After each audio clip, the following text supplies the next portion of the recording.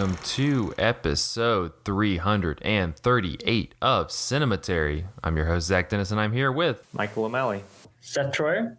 And in today's episode, we'll be talking about things that we saw this week in part one. I don't know why I mixed up the language on that.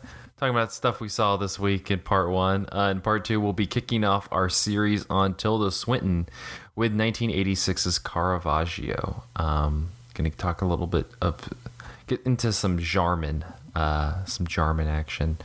But let's, we got some good stuff on cinematary.com. We have a new review of The Little Things, the John Lee Hancock, Denzel Washington, Jared Leto, Rami Malek movie that is on HBO Max now, which just looks just awful. Like, it doesn't even look like a fun bad watch. It just looks like you're suffering for 2.25 hours. So Crew Smith, he took the bullet for us on that one, and so he has a good review of that up on the website. But let's go ahead and jump in the movies that we saw this week, and we've talked about a couple of these already, part of the Steve McQueen Small Axe series of films that are on Amazon.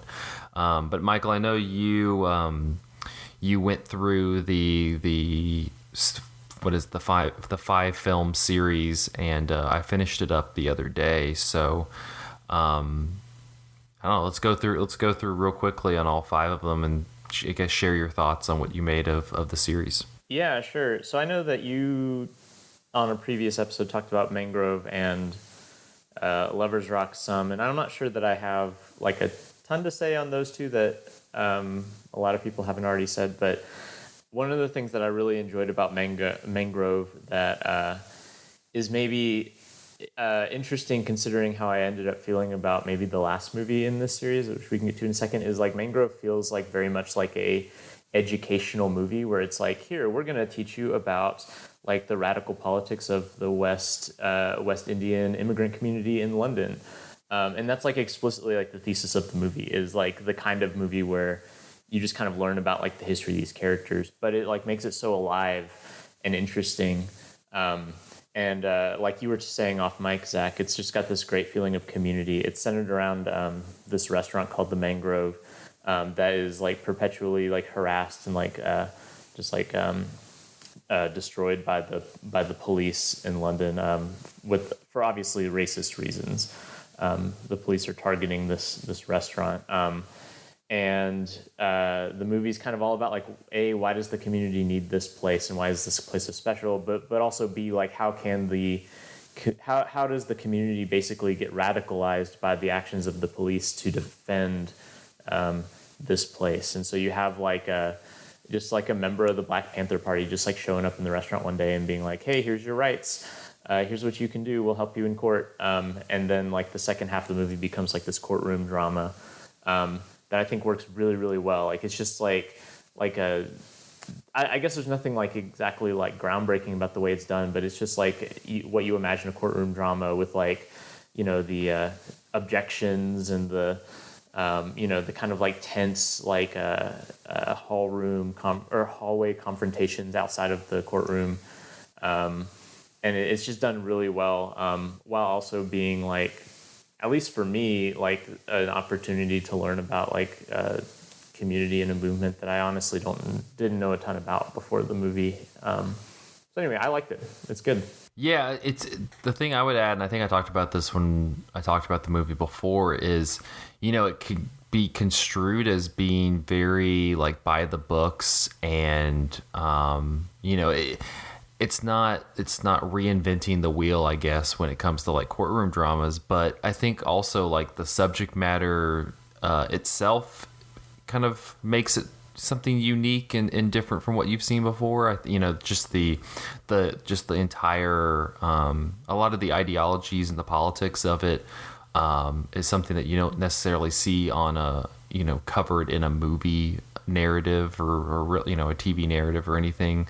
To me, that was kind of eye-opening. And then also, the first part of the movie where the police are kind of coming to the restaurant and you have these marches and things like that, to me, that's what was kind of more by the books and not really as engaging. But like you said, whenever it gets into the courtroom, it becomes just that last 30, 45 minutes or so is incredibly engaging. Like you're really on the edge of your seats as like you have these different depositions and such. I feel like Steve McQueen just directs the hell out of that thing. Yeah, it's so good, while also like enjoyably leaning into like the stuff you would expect out of a courtroom drama, where like you have like, I think there's actually a line in the movie where the judge is like, you're on thin ice, prosecutor, but I want to see where you go with this. Like, those sorts of like lines that are just like baked into like courtroom drama, like DNA, are there and played like completely straight, and it's just very fun. In addition to being really kind of rousing and moving as well. It seems like the courtroom movie that you should be watching instead of watching the Chicago 7 on Netflix. So I'll just say that. I would be interested to hear someone who'd seen both of those movies to compare, because they're like strikingly similar on paper. But yeah, so the next one is Lovers Rock, which Nathan and I talked about pretty extensively a number of weeks back. I mean, we were both fans of it. I mean, what did you think of that one? I mean, I think it's really good. One thing that I think probably is the trend that I've seen online, at least with like online cinephiles, whatever that's worth, is that this seems to be kind of like the consensus fave as far as like what people are enjoying the most. And I get that. Like, I think of all the movies, this is the least expository of them. This is the most like cinematic and kind of like the traditional like audio visual like thing. It is a movie that just takes place over one night, that takes place mostly at a party where people are just dancing at the party. Like, there are other things that go on in the movie, but like this is such a it's a movie that's full of like, the kind of like hashtag pure cinema moments. And I think it's really good. It's a super vibey movie. It's like one of those like mixtape type movies, like Dazed and Confused or something like that, where it's basically like constant music. And I'm not as familiar with the music as like in say Dazed and Confused, but I did recognize a good chunk of the music because it's like, really popular reggae songs, and plus kung fu fighting makes an appearance as well. So there is like a really contagious like feeling to the movie where you watch these people having a great time dancing to this music, and you kind of like are enjoying it with them vicariously, which is maybe, I don't know, like, to not to do like the whole like 2020 21 pivot, but like it is nice to watch people just enjoying themselves at a party and not worrying about like being in proximity to, not being self-conscious about being in proximity with one another. There's something kind of liberating about that.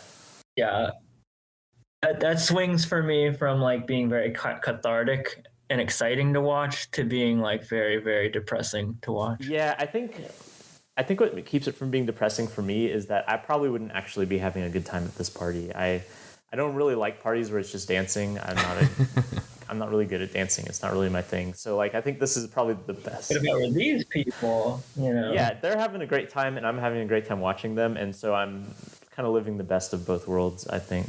Yeah, and I would recommend going back to the episode where we talked about this before, because Nathan gives a really great outline of like what the Lovers Rock movement and all that stuff was, and like what it meant for that kind of music community. So if you're interested in like that kind of historical angle, I would listen to that. But I co-sign everything you say. I think there's just out of all the movies, I mean, they're all directed really well, but this one especially, like there's those dance sequences, like Steve McQueen really is just leaning into it, and it's so well directed. And you just kind of have these moments where this will probably be the one that I'll rewatch the most, just because you can get like lost in those, where he'll like play the whole song and you just kind of get lost in the flow of everything, and you have like the flow of the bodies and just all this stuff happening. It's so it just seems like so cliche to be like it's so vibey, but I mean that's what it is. And it's really, even if you're like Michael and I, who like I would also not be like sitting there dancing at that party, but there's something really really like soothing about like the communal experience of just being able to go somewhere and like have a drink and be around your friends and just be like with people. Like that seems like that part of it seems enticing to me. Yeah, it's good, and I totally understand why it's people's favorites. It's probably my second favorite. The next one, Red, White, and Blue, is probably my favorite, and I think, Zach, you said it was probably your favorite as well. Yeah, I really liked it.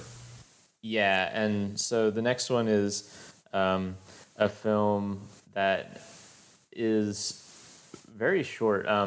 This is like one thing that kind of took me off guard as I watched through these movies. Is the first two are fairly like Mangrove is like 2 hours, and then Lovers Rock is like a short but conventional length feature. It's like 80 minutes or something like that, and then the remaining ones are all just like an hour or a little under maybe. This one's around 80. Is it? Okay, never mind. I guess it's just the last two. Yeah.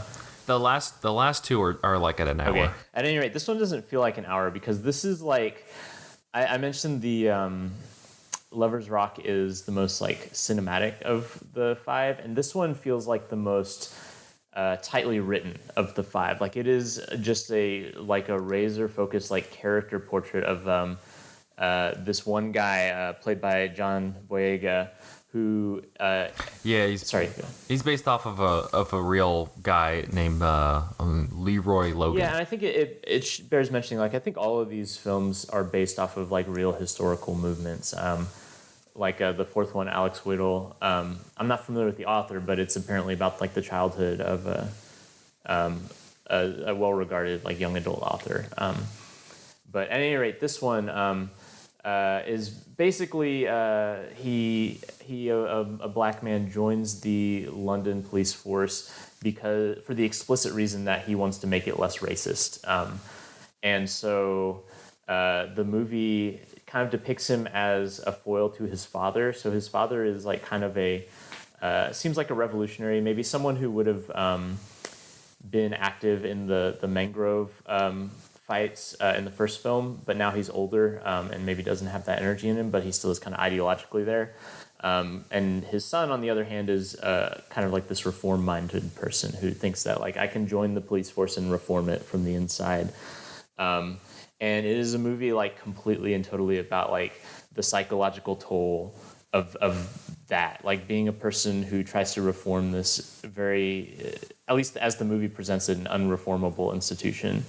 And John Boyega himself just gives this like fiery, like utterly compelling performance. Like it's like I think it's probably not controversial to say it's the best John Boyega performance, considering his career is pretty short at this point. But it is great. It's so tightly written. It like ends on this like, conversation that like the movie cuts off like at this one like really interesting part in the conversation, and it just makes the film feel like just razor sharp, and like driven in a way that a lot of these small acts movies are not. Like a lot of the small acts movies kind of luxuriate in like the mess of like Community. This movie is like hyper precise, and I just really dig that, and it's it's pretty depressing, but it's also extremely good. Yeah, and I think that that's a good, you make a good point that this one's very precise because, like we said, the next two are like an hour long, and this one, it's on Amazon. It's being talked about by Steve McQueen as being a collection of films, but I think just by nature of like how it's packaged in terms of like where you find it in Amazon, it kind of has this not even television show, but like series type feel to it, like this, like they're kind of episodes that are all interlinked to a degree, and they are in terms of the geography and the culture around it, but I think that they all kind of stand alone as their own films, and this one especially, like the next two, we can talk about it in a second, but they pose these ideas that are interesting, but they also they don't give you enough time to really like engage with them. And this one I think is kind of like the best of both worlds because it doesn't linger as long as the previous two movies, but it also doesn't it's not as short as the other two, and it really just zeroes in on this concept of he's in the police force. He wants to reform it from the inside, but as he finds, he just is slowly figuring out that it's not about the individuals in the police force. It's the system itself is just up against him, and he is just one person against the system. And if you do some light Google searching of Leroy Logan, you learn about that he has this storied career and is able to make a lot of headway. But I don't think that that's this isn't like a Oscar bait type of movie that you would see like in America, that it's like, yeah, let's, he struggled through this, but then he was able to overcome, like you mentioned, like it ends in that moment, because it's kind of like McQueen's telling us I don't want the takeaway necessarily to be like, that he dealt with all this, but was able to overcome it and make a lot of progress in the police force. It's more like this is kind of the takeaway, that regardless of what the outcome was, this was still like, this is what you should be learning about, like what he was having to overcome. And it was making me think a lot about what I was reading after the baseball player Hank Aaron, who just died a couple weeks ago, and just him like reading stories about him where he's recounting like his whole journey through the major leagues, and he's revered now, and he has like statues and plaques and all this stuff, and he's heralded as one of the great baseball icons. But there was this one interview I read, and he was kind of he almost had the effect of like, I kind of, all of this is great, but I also would have appreciated like being able to just have like a normal life and not have to overcome all like things on a daily basis as a baseball player. Like he was having to overcome just constant racism and constant death threats and just threats against his family. And it was just like that finally just wore on him to a degree. And so I was just thinking about that while watching this movie, because it was like there's that elation in going, he was able to make a lot of progress by the end, but I like that McQueen kind of zeroes in saying, yes, that happened and we're better for him, but the takeaway from this lesson should be, this is what he was having to deal with. And I thought that was, an interesting way to kind of frame the story. I think also like a thematic through line through all of these movies is taking scenarios in which like maybe the conventional narrative choice would have been to highlight like an exceptional individual. So like the owner of the restaurant in Mangrove, or later on like Alex Whittle or someone like that.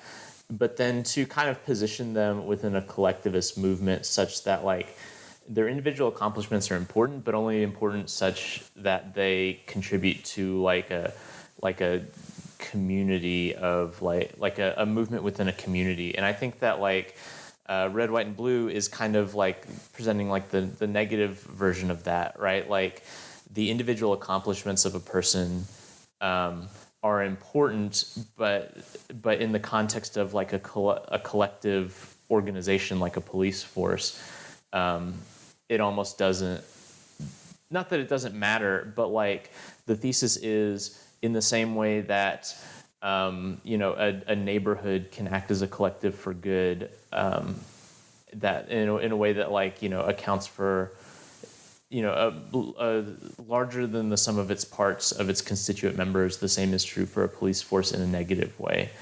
and so that's kind of like its thesis against like the fact of reform. Like an exceptional individual can be exceptional but still not successful at reforming a collective institution, because collective action, whether that's by the state or by a neighborhood or something, is larger than just what individual people do. Yeah, absolutely. And that's it's kind of tough to frame it in that way, because just the way that we want to and we as like kind of more collective like want to engage with narratives, like we want to kind of have that shining star hero at the end of it, you know, like we want to have the you know, lesson where we kind of feel good by the end, and then we have the little, you know, text at the end saying, and then he went on and did X, Y, and Z, and it was all good. But I think that, you know, that's something I appreciate about all of the films in this series, that you know, it's kind of zero. It just really focuses in on that messiness and how, as you say, like you want to find that like collective action, not just, you know, kind of sitting there waiting for the individual to stand up and do that and believe that's the only accomplishment you can, you know, have. So I would recommend this as well, like, to people. I mean, I would say go through these 5 movies because they're all pretty interesting, but this one especially. Hopefully John Boyega gets to do interesting stuff since Star Wars fucked him over. Yeah, for real. He's so good in this. Yeah, he's fantastic. I think you said the same off mic, but I'm a little cooler on the last 2, particularly Education. I do think that maybe the first 3 are the strongest, but there's stuff to recommend about the last 2 as well. I'll say about Alex Weddle, which, as you mentioned, it's just kind of like a portrait in this like activist writer's life, and kind of it focuses in on like his early on, like the interesting part of it is because he grew up, I'm gonna screw it up because I'm not super familiar with like English geography, but he grew up, 1, he was an orphan, and 2, he grew up in like kind of foster homes and stuff, but was, you know, based in England, and so then he's like dropped into this West Indies culture in London, and is like kind of having to straddle that line between being you know, traditional English, but then you know, black and West Indies, and like that whole like identity of I'm not black enough for them, but I'm not, you know, but I'm also, you know, too black to be hanging around the other side of the, you know, and so like that kind of straddling line I found to be really interesting. And I thought the lead actor in that one is really, you know, gives another strong performance as well. Yeah, he's really good. And then also the scenes, not just where he like struggles to fit in, but he kind of realizes what he's missed, as far as like an upbringing that like gives you a cultural consciousness goes. Those are like really, really sad. Like as like a foster child in like this like West Indies community, he, you know, people will act as if he knows things or assume that he knows things that he doesn't, and then like he'll, you know, it's all mostly like physical. Like he doesn't actually say a lot in these scenes. You see this where he has to observe what they're doing and kind of mimic them, and sometimes failing at that. And people will be like, "Didn't your mother tell you?" You know, et cetera, et cetera. And of course she didn't, because he didn't know his parents. And there's just this like through line of like him trying to figure out like, well, what does it mean to be who I am with the background that I have, and yet not being raised with that background. It honestly reminds me a little bit of like maybe the first hour of Spike Lee's Malcolm X, which also deals with kind of like an aimless, disaffected young man who then goes to jail, which is eventually what happens to Alex Whittle, and kind of gains like political consciousness in jail. That, I don't know, I guess there's like a familiar element of the story to me for there, except that, like I mentioned earlier, I don't actually know who this guy is. Like I'm pretty ignorant of a lot of the cultural touchstones that these movies make, and so I don't know that much about this guy's career. And I do wonder if I would have maybe like been a bit more engaged with the movie if I had kind of understood like who the real life Alex Whittle is and the significance of his writings and things like that. Because I was definitely completely ignorant going in. And maybe the first 3 movies allow themselves to be more universal or accessible, and this one maybe burrows into a more specific figure. That's just me reading into it, though. I don't know. Maybe this is just not as interesting as the other ones, although it's still good, like I said. Well, no, like and like I said before, it feels like more than the other three. These last two just kind of feel like episodes in like a mini series where it like touches on the issue, but then it never, like, there's so much more it could be kind of engaging with, and it kind of tries to do the same thing where it kind of like red, white, and blue, where it swoops in and it has like this really fulfilling story and then swoops out without like giving the far reaching examination. But I don't think they're as precise with the stories, at least themselves, are as precise to really have that overarching feel. Because I mean, we can talk briefly about education, but that one is looking at these these kind of reform schools that they send a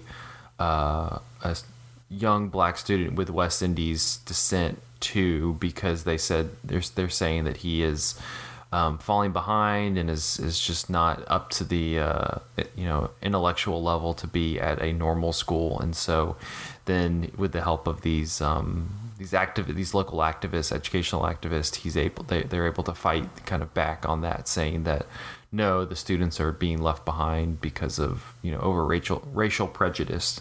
But that's one also that you really don't get to that point until like the 45 minute mark, and it's only an hour long. So it's kind of tough to really dig into that one. Yeah, I was going into this one pretty excited because, like, as listeners might know, I'm a high school teacher, and like obviously the educational systems in the United States and the United Kingdom are pretty different in some significant ways. But one way in which they are similar is the fact that, like, a lot of times, like, ideas about like intelligence and student achievement have been either explicitly or accidentally or implicitly coded along racial lines to the detriment of usually students of color.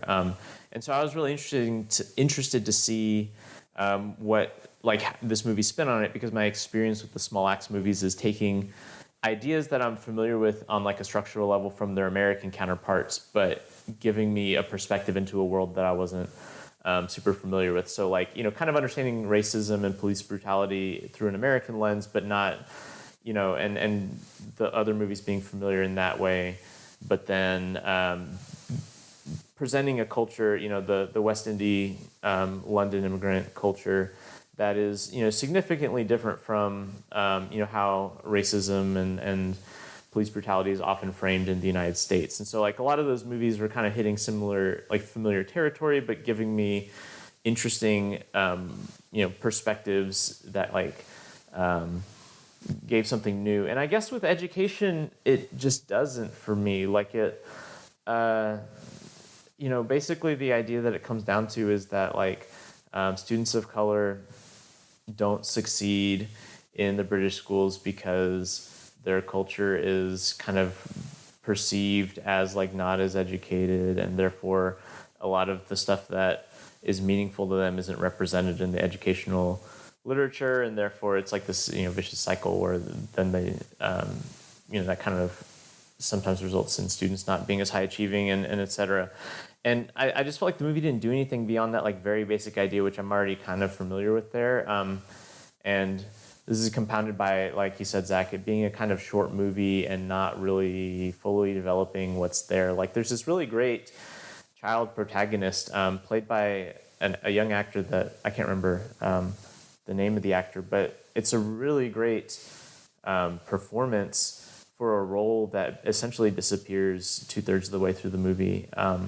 And only kind of reappears to like show like how magically he's become like a much more proficient reader because he's found education that engages him. And like that's a really inspiring way that the movie, like journey for the movie to take, but I don't think the movie actually takes that journey. It kind of goes from point A to point F really quickly and in a way that didn't give me that much to work with, I guess.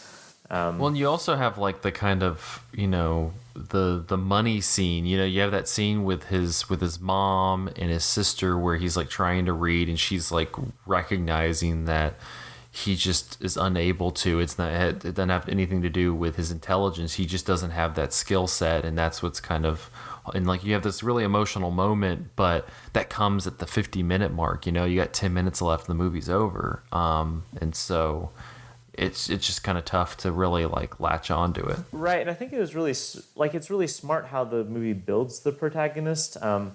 And the reason why, like, his mother, for instance, doesn't realize that he can't read until later on is that he's really, as students tend to be, like, is really adept at like deflecting his kind of ability deficit by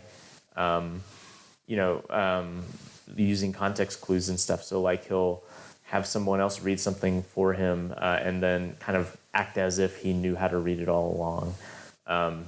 And it's there's some really interesting and smart like character insights early on in the film. But yeah, like by the time you get around to like growth from those initial insights, there's just not much left in the movie. I wonder, part of me wonders, the fact that it's the last two that are so short, like I wonder if there was some sort of deadline or budget constraint that like made these movies smaller than the rest. Maybe I'm just being uncharitable and this was just Steve McQueen's vision. But it does feel striking that the last two, at least for me, are the weakest and the shortest as well.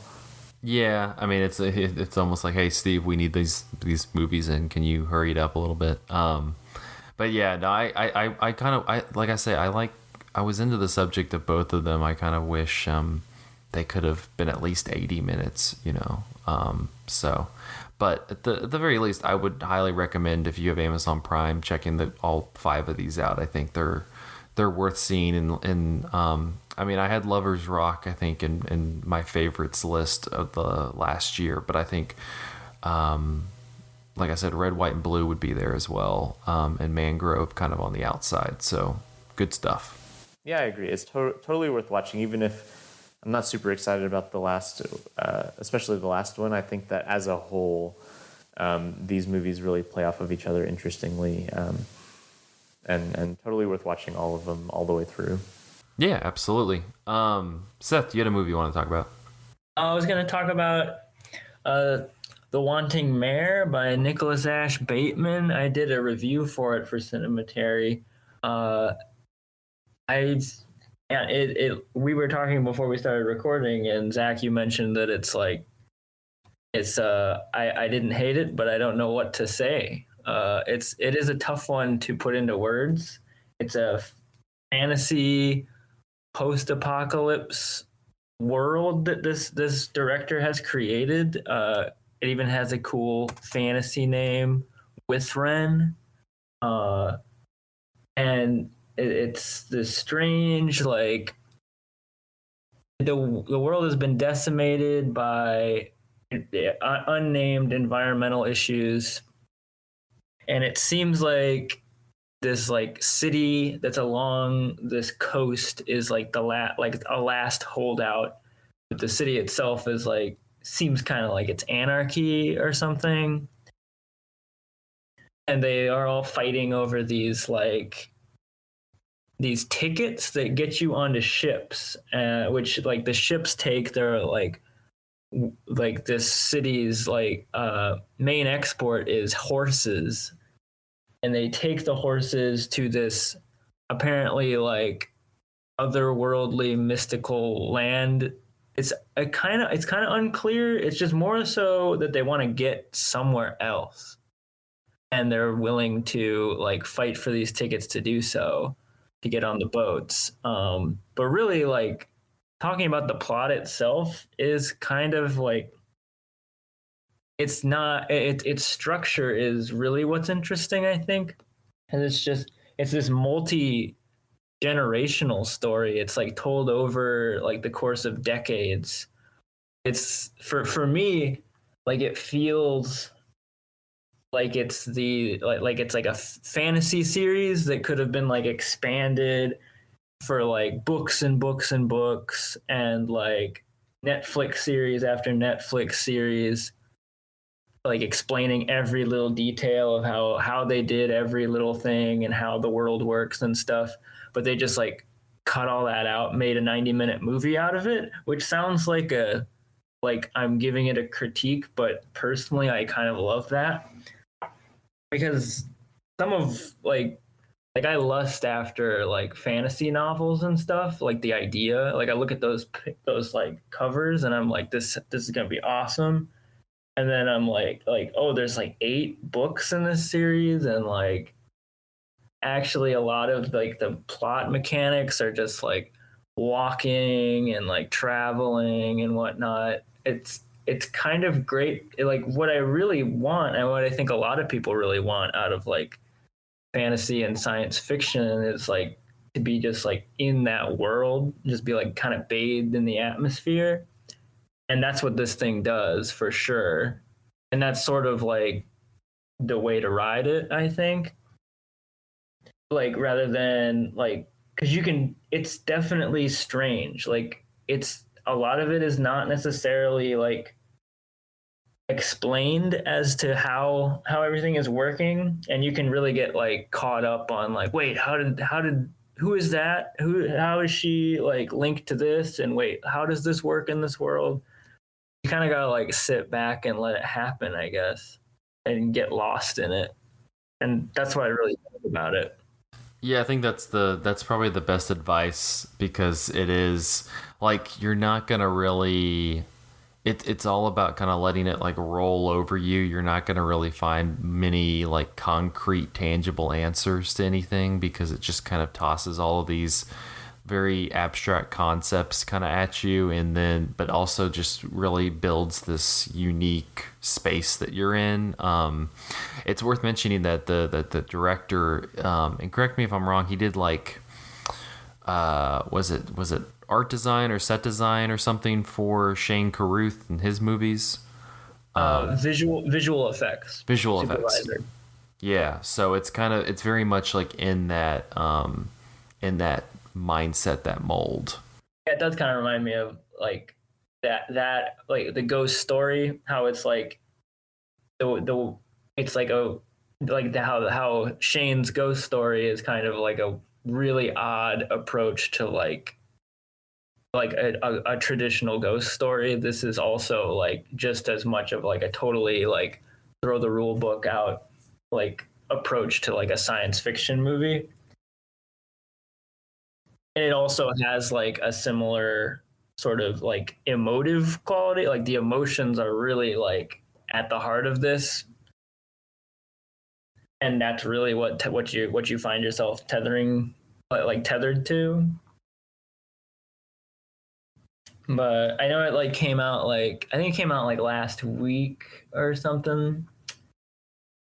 But I hope people are going to be able to like, if they're not going to theaters right now, I hope they're able to like get this out there, get it on people's screens. I just think it's so nice to see like something that is science fiction or fantasy, but it's not like an adaptation. It's like from this guy's brain. And it's not like,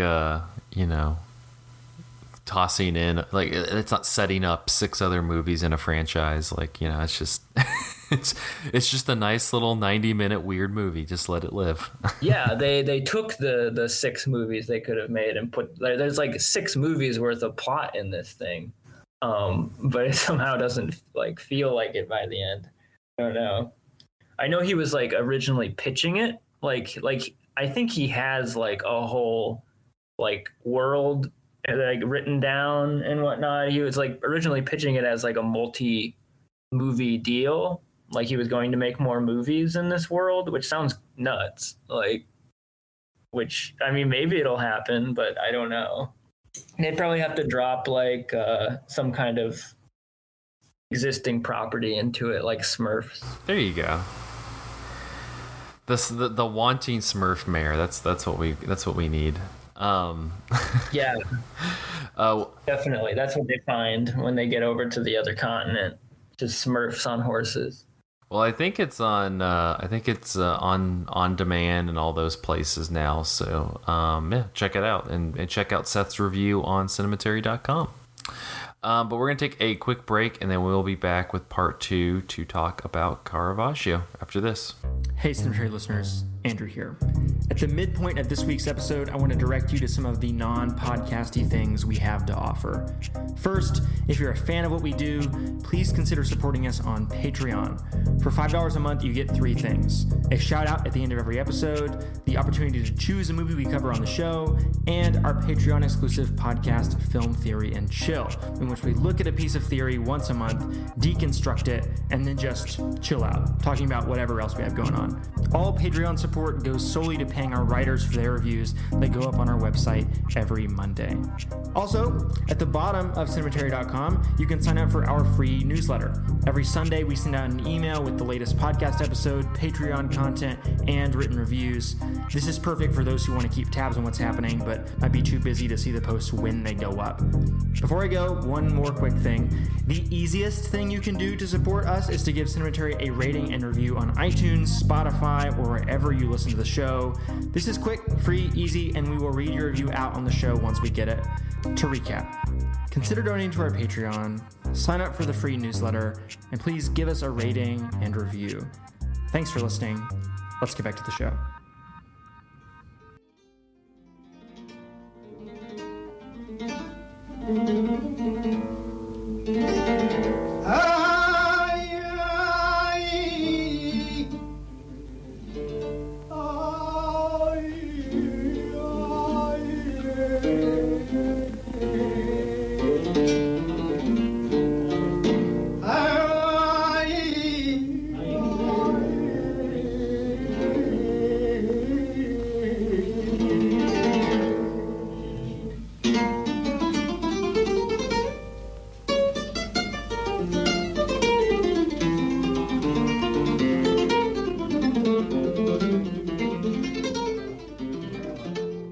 And we're back with part 2 of episode 338 of Cinematary. In this part, we will be kicking off our Tilda Swinton. Swinton.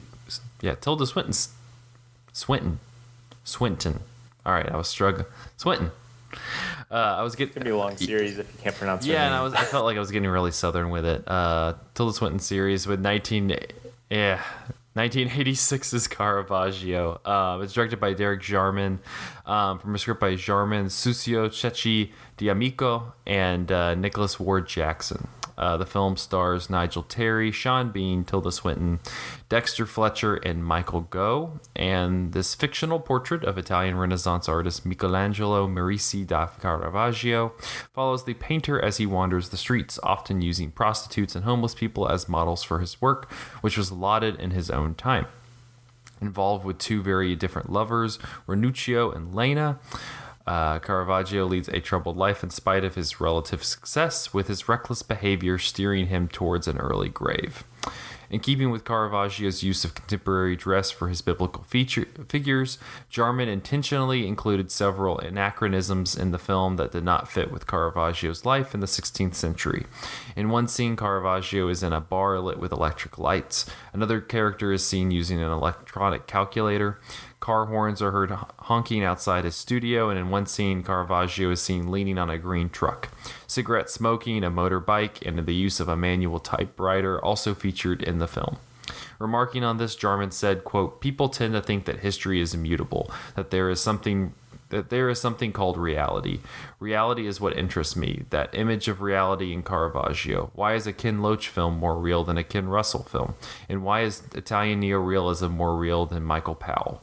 For me, the answer is that they aren't. I actually see the news on television as fiction. People say reality, but what they forget is that the streets they walk through come out of people's imagination and are not real in that sense." The film was also the first time that Tilda Swinton worked with Jarman. It was one of her first film roles ever.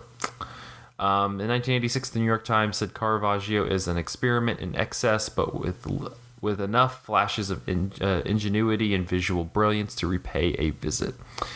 And in 1986, the Washington Post said, "I may be a dull fellow, but from the beginning of Caravaggio, I hadn't the slightest idea as to what Jarman was up to." And in 2005, The Guardian said, purely on cinematic terms, Jarman's film is a bit of a curate's egg. Arguably the most accessible of his films, it remains a testament to his distinctive visual style. So on that note, let's jump a little bit into Caravaggio. What did you all make of it? Seth, what did you make of the film? Well, that quote from Jarman is just like, it's just gospel to me. I just love that, like, because that's what I love about this movie, and it's like something that I adore in a lot of like film. Like this movie reminded me, like, the way it's presented. It's like it definitely brings like biographical like material here, but it's just kitchen sink, like whatever he wants to throw in, he throws in, and he's not concerned about realism. It reminded me a lot of Gus Van Sant's My Own Private Idaho, not just in like that it's like really gay and like got street kids in it, but it's like that kind of like 1 second they're speaking in like Henry VIII, like Shakespearean verse, and then the next second they're like yelling about Santa Claus. Like the same thing occurs in this movie. Like 1 second it's like very straight laced, like you almost think it's a regular biopic, and then suddenly you're very aware that like on purpose you're like being shown like a set, like it's clearly like a warehouse. Like that's what was also like really intriguing. It felt like they were like, there's like a bunch of people playing dress up in like this big art warehouse or something. Because like you never see like the outside. It felt very fantastical for that reason. I think it's like almost all sets.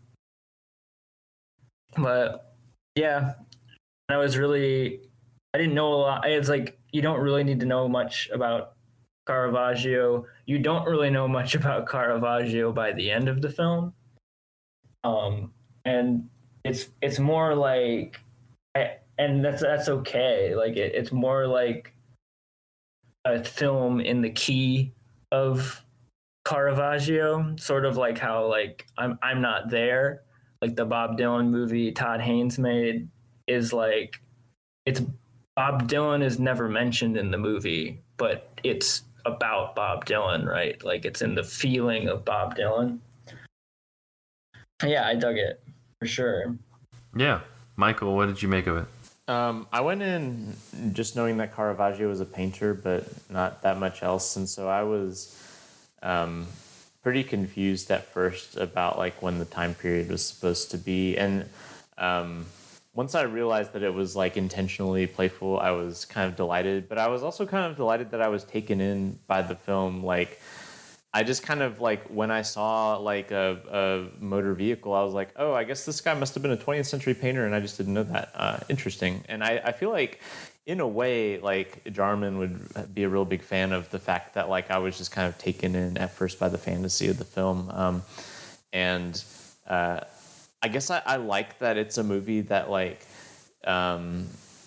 Seth was saying, is just so kind of like wild and unpredictable with the pieces that are put together. I feel like you could contrast this with like, who's the guy that did like the Tesla movie with Ethan Hawke, and then the Experimenter movie. Those movies are interesting because they also use like anachronisms, but they feel just so like they feel like very considered anachronisms. We're gonna have Ethan Hawke's Tesla talk to the camera, or have him sing a Tears for Fears song or something like that, and like this just felt so unhinged compared to some like the kind of usual anachronisms I'm used to, and that made it like not just fun, like although it was fun to see that, but kind of a kind of unpredictable and even like kind of a scary movie. Not scary in the sense of like scary things happening, but like a cinematically scary movie, if that makes sense, where it's like you're unclear like what is like it's surprising in an unnerving way, some of the things that the movie ends up doing, like the fact that it like left turns into like a murder melodrama for like 15 minutes for a while, or that like there are moments that are just kind of like slow cinema where you're just kind of watching someone being painted in these really like slow, languorous shots, and then it'll all of a sudden like kind of juxtapose this with like kind of 80s like underground alternative culture from like London or whatever. Like there's just like, it's a really discordant movie, and there's a lot of like dissonance in ways that I sometimes feel like movies get kind of cute when they're trying to do anachronisms, but this movie didn't feel cute. It felt like really chaotic. It had this super chaotic energy that I liked, while also being a really thoughtful movie as well. Like I mentioned, it's at times like a really like slow contemplative movie, but it does that without feeling stodgy to me. It feels kind of like off the cuff and unhinged in interesting ways, which is maybe, I mean, if we're talking about this being like about Caravaggio, or in the mood of Caravaggio, that's at least how the movie presents the artist of Caravaggio. I don't know anything about the dude in real life, but it's coherent within the framework of its characters that the movie itself has that attitude, which I admire and I think is cool. Also, Tilda Swinton's really good in this, so since this is a series about her, throw that in there. It's super... I don't think I've seen any movie within 10 years of this that was starring Tilda Swinton, so it was super weird to see her so young, but also like she's extremely good, and like really electric on screen. Yeah. Well, before we talk about her, I do want to talk a little bit more about, you know, kind of the quote from Jarman, as well as just the kind of how it tackles the historical nature of this, because I think that is an interesting, like the way he phrases it in that quote. It's interesting just because, you know, I think that there's a way people watch movies in like it has to be so married to not only whether it's a historical moment, but also just like the text that's coming from. So if it's, you know, being adapted from a book or a play or something like that, there like has to be this level of like, you have to bring it word for word to the movie screen, like that's what you're looking for. And so to me, I was thinking about that and going, no, I mean, that doesn't necessarily have to be the case. You know, it's all about the kind of the experience within the narrative that's happening in the movie. And so, I mean, to y'all, what, like, do you think the movie would have been better or worse if it was just like a straight biopic of Caravaggio, like the life he lived, rather than kind of how we're describing it, you know, kind of playing with history to a degree? Do you think it would have made it any better? No, I don't think it would. It would have been worse. Like I'm going to say unquestionably, it would have been worse.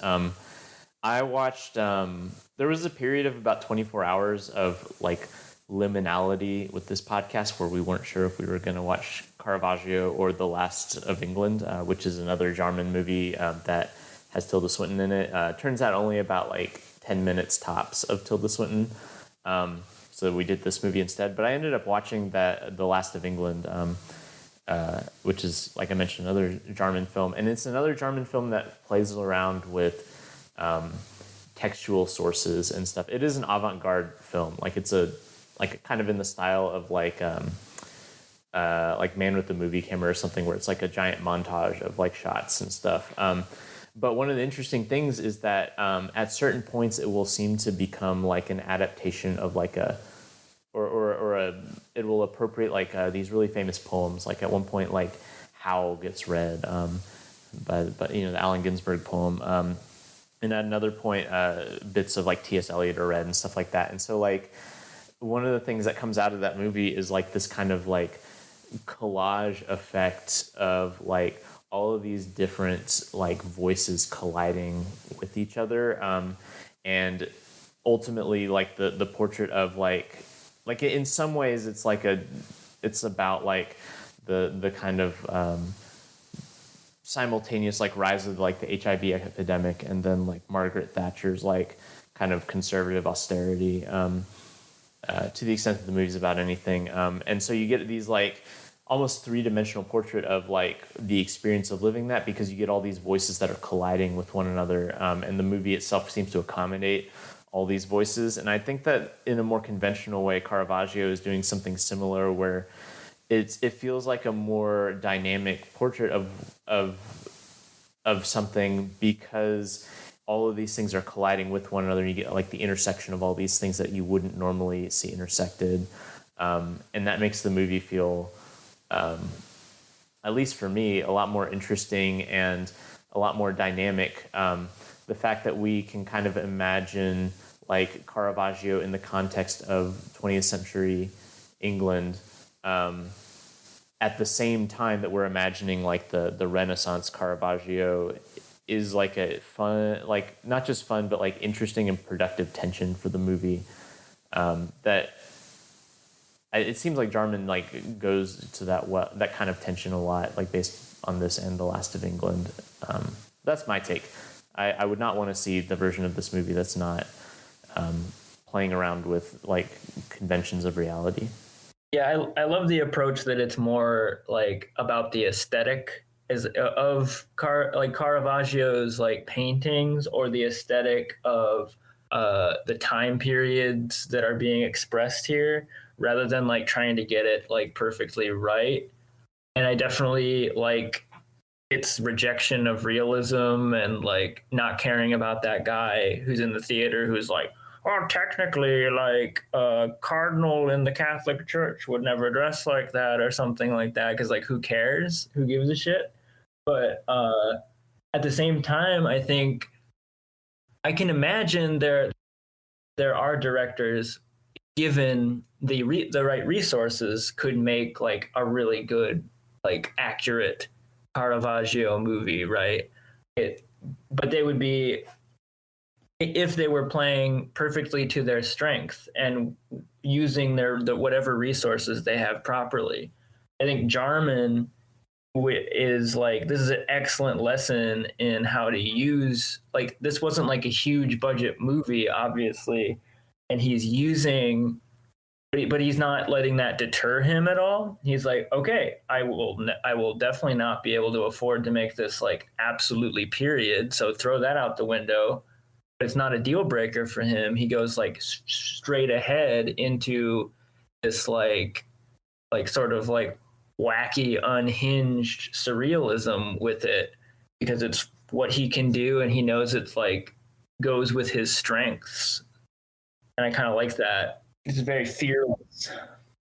Yeah, absolutely. And that kind of, leads into talking about Tilda Swinton in this movie, because I think that she, she kind of has this quality that it feels like she's also kind of straddling those two lines. Like she completely fits into the more decadent, like Renaissance time period aspect of it, but then also like seems completely at home, in like the period dress, smoking a cigarette, which like is one of the scenes that I kind of enjoyed out of this movie.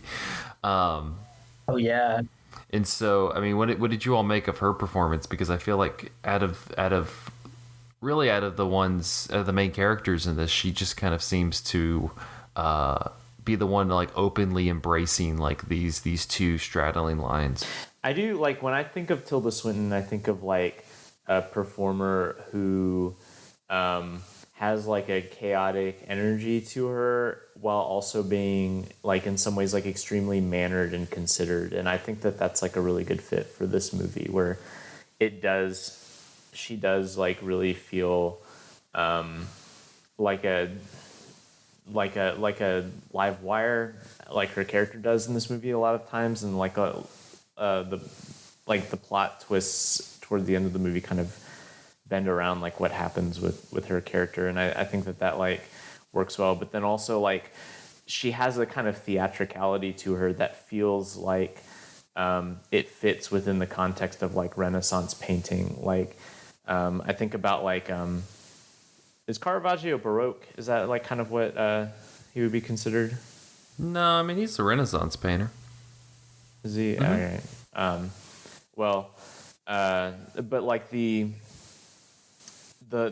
lighting and stuff that we see are like scenes that seem very staged, while also having like, kind of really striking like lighting elements and things like that. And I think like Tilda's performance like does both of those things, where she's able to kind of like thrive within the staginess of like what it's asking her to do. You know, like she exists as part of this like kind of artistic like collective that is allowed to exist within the church, this like kind of like almost hedonist like artistic collective, but she's also able to pivot into like the like aesthetic of the art as well. And like the movie as a whole, like I really enjoy that tension between like the kind of chaotic fringes of it with the kind of mannered elements too. Just such a good job with like this is where we can start to see like her range sort of, because she is like kind of the only like, so they're like sort of this threesome of like weird artists who are all like kind of like having sex with each other, kind of using each other in different ways. But she's the one who is actually like, she changes by the end of the movie. Like she's the only one with like an arc kind of. Like she is making plans. We can see her like sort of transform by the end, which is kind of like it's kind of exciting to watch,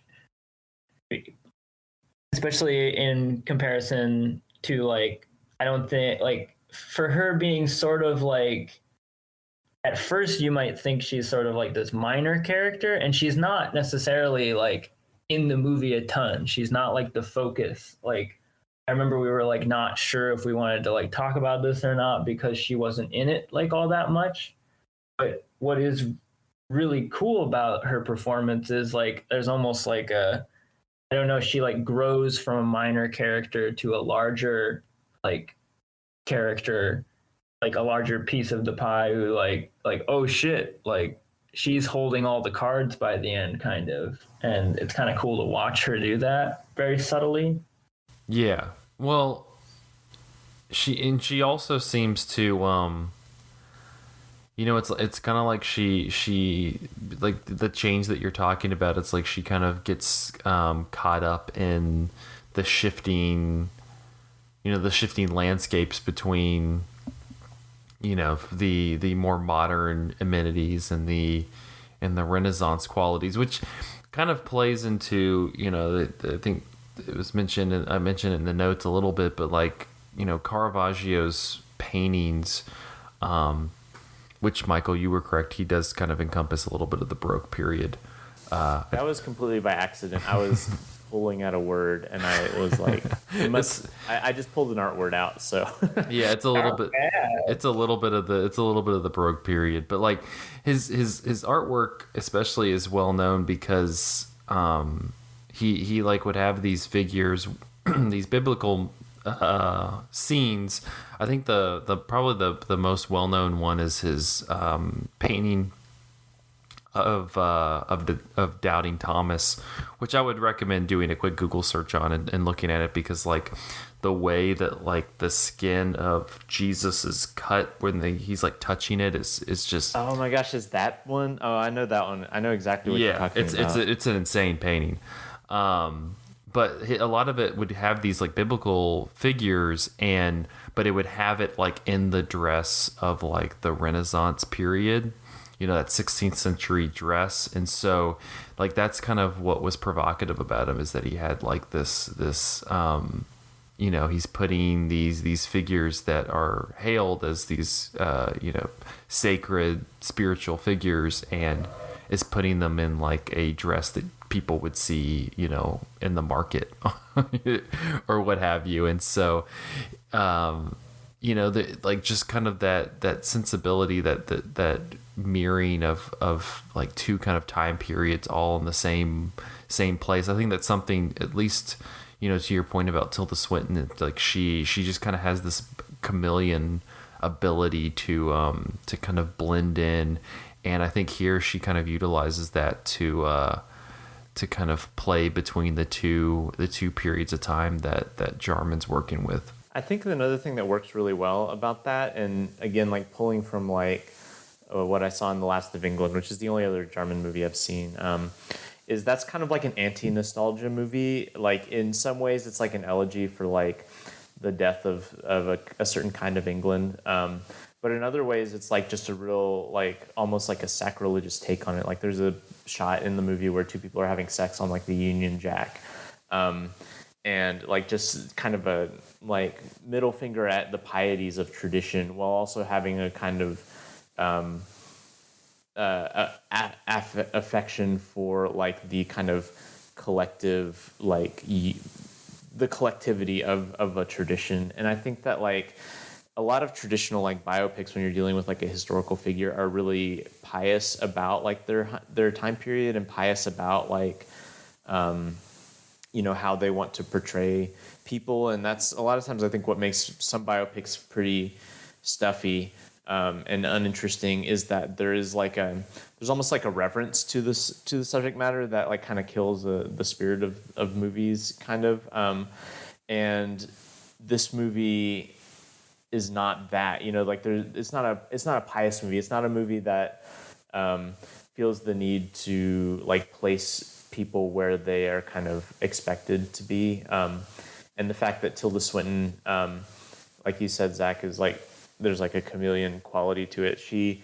She's an actress who, it's difficult to kind of pin, like, where should she be. You know, she's got, if you look at her career, you know, something like We Need to Talk About Kevin is like a relatively grounded role, and like kind of like a kind of contemporary, like, psychology or something like that. And then, you know, she goes all the way to, like, you know, Chronicles of Narnia, doing, like, this really kind of, like, outsized, you know, high fantasy, to then something like this, or, like, straight, like, avant-garde, like, art object in The Last of England. Like, there's the fact that she, as a career, like, is kind of an unplaceable performer, I think works well with, like, the idea of, like, undoing, like, the piousness of, like, putting people in their historical place, I guess, that this movie's kind of unraveling, and Jarman seems to be interested in unraveling in general. Yeah, like, definitely, like, straddling, like, more than one thing at a time, I think, like, which like Tilda does, like, is always referred to, like, pretty frequently as, like, androgynous, and yeah, like, a chameleon and things. And this movie just seems perfect for her qualities, because it also kind of echoes that feeling, because it's like, it's expressing, like, this sort of, like, high culture, like, kind of thing, is about painters, like, hoity-toity painting, like that people talk about, but, like, it's done in this, like, punk rock sort of way, which is also, yeah, there's also, like, this doubling sort of thing going on with the paintings themselves, where, like, she is, like, there's, like, a scene where she's like basically, is she necessarily a prostitute in the movie? I don't know. Yeah, I know they're, like, homeless, her and the Sean Bean character. Yeah, but she poses as, like Mary, like, Mother of God at a certain point. Like, they're all, like, sort of doing this, like, no one would ever know, like, once that portrait is in, like, the cathedral, that this, like, that it was, like, Tilda, this, like, poor woman of the street, like, posing as, like, Mary, Mother of God, or whatever.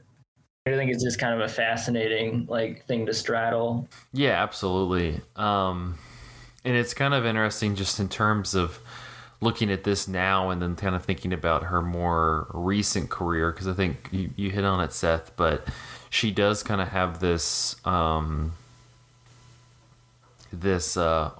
kind of label on her. You know, Michael, you named off a few of the movies, but you even look at something like, again, incredibly recent, with, like, Snowpiercer or Okja, or really any of her roles in, like, the Wes Anderson movies. I also think of her, like, in Hail Caesar, where it's just almost like there's this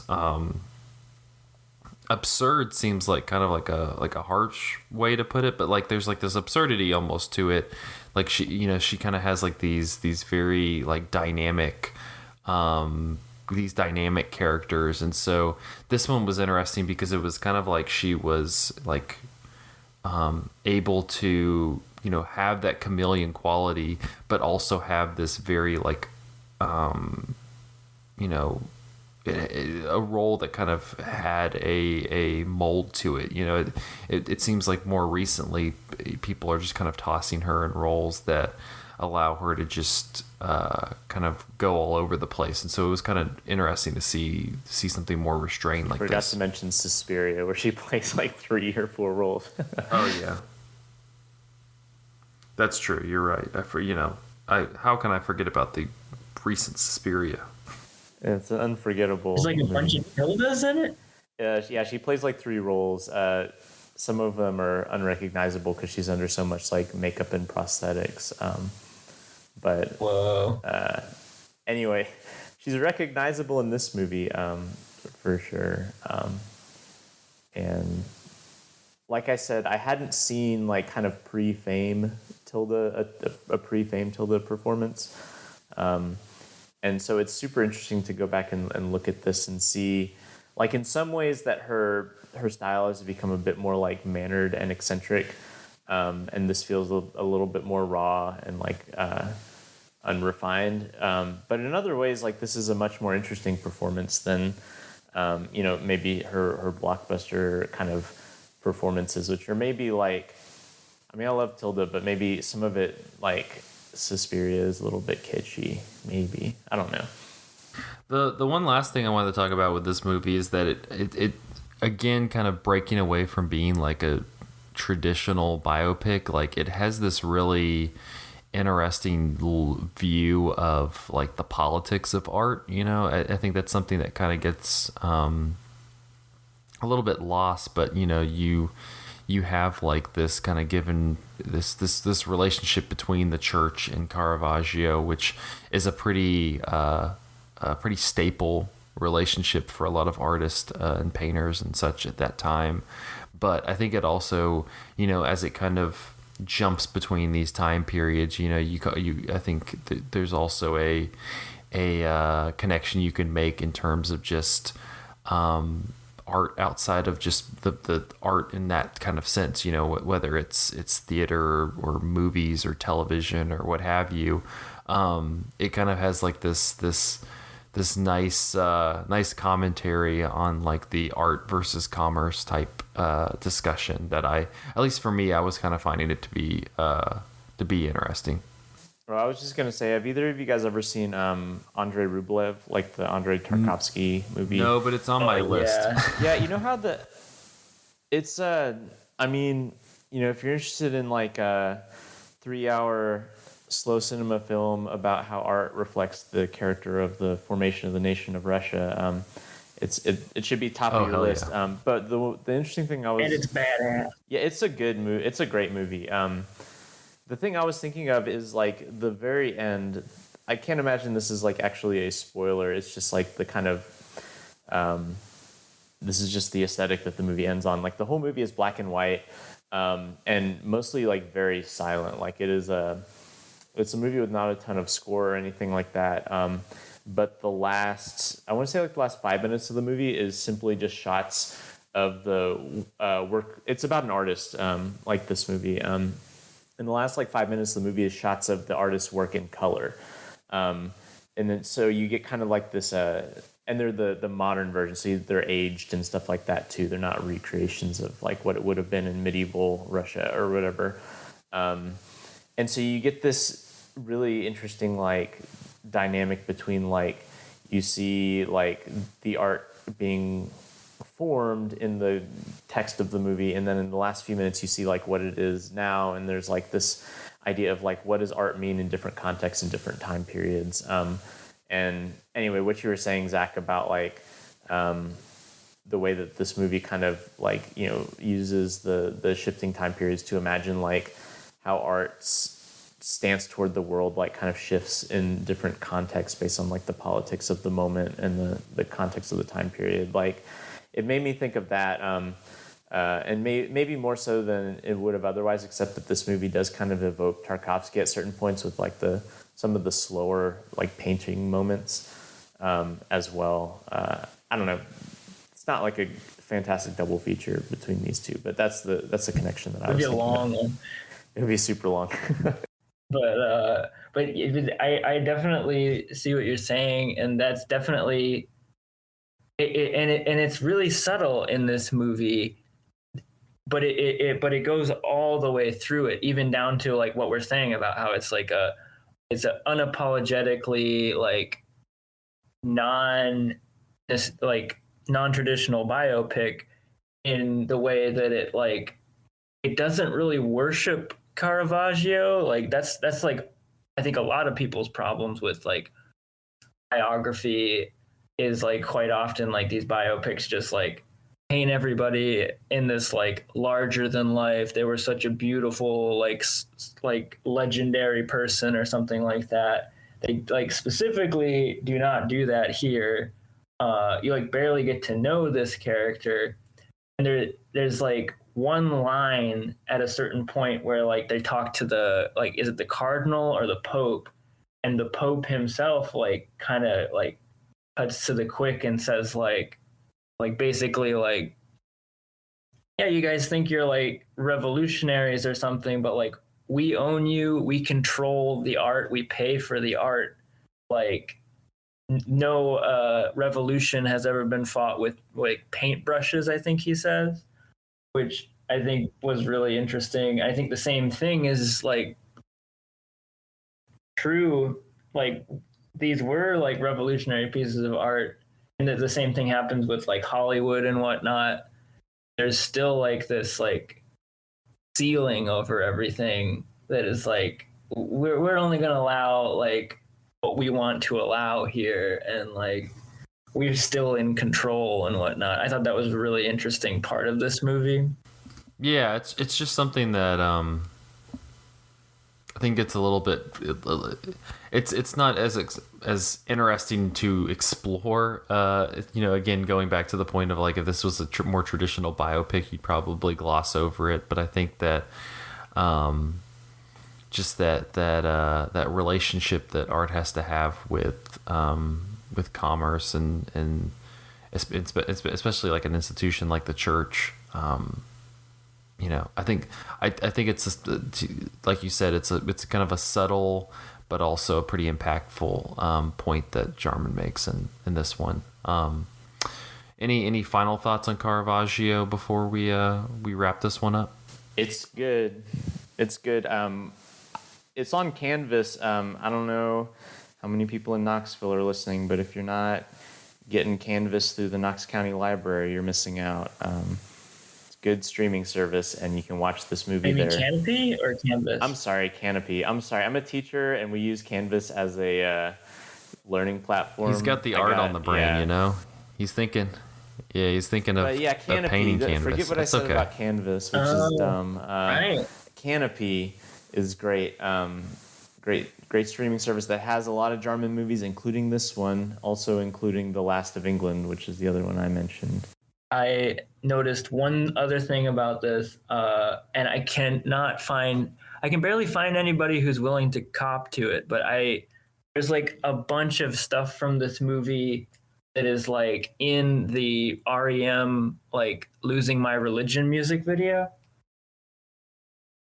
I found like some stuff where the music video director says he was influenced by Caravaggio the painter, but not by the movie. But it seems really like, I don't know. It seems like it wouldn't be like too far fetched for like Michael Stipes to have like seen Caravaggio and been like, I want some of this like going on. There's like that scene with like the girl like posing with like the angel wings at a certain point, and there's like a globe.